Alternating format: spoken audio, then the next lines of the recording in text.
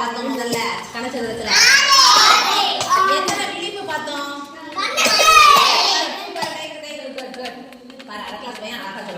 சரி, எத்தனை முனை இருக்கு? முனை எத்தனை முனை? இப்போ மூளை விட்டம் பார்க்க போறோம். இந்த பக்கம் ஒரு முனை இருக்கு, இந்த பக்கம் ஒரு முனை இருக்கு. சரியா? முனையும் சேர்ந்தாதான் மூளை விட்டம் சொல்லியிருக்கேன். இப்ப பாரு, இந்த முனையில இருந்து இந்த முனைக்கு ஒரு மூளை விட்டம் வந்தாச்சு. இப்போ இந்த முனையில இருந்து இந்த முனைக்கு ஒரு மூளை விட்டம் வந்தாச்சு. புரிஞ்சுச்சா? இப்ப மேல மட்டும் எத்தனை மூளை விட்டம் இருக்கு? இப்ப இதே மாதிரி கீழே எத்தனை மூளை விட்டம் கிடைக்கும்? 2 மூளை விட்டம் கிடைக்கும். அப்படிதானே? அப்ப சைடுல எத்தனை மூளை விட்டம்? இங்க ஒண்ணு இருக்கும், இந்த பக்கம் ஒண்ணு இருக்கும். 2 கீழே 2. அப்போ மேல 2 கிடைக்கு, கீழே 2 கிடைக்கு, இங்க 2 கிடைக்கு, இங்க 2, இங்க 2, இங்க 2 கிடைக்கு. அப்படிதானே? இப்ப கூட்டலாமா? இங்க 2, இங்க 4. புரிஞ்சுச்சா?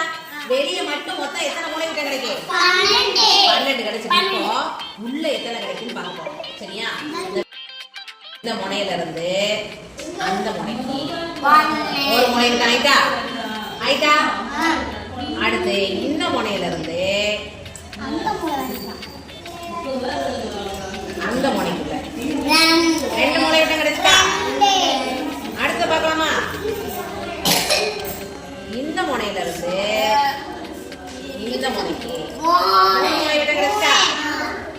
அடுத்து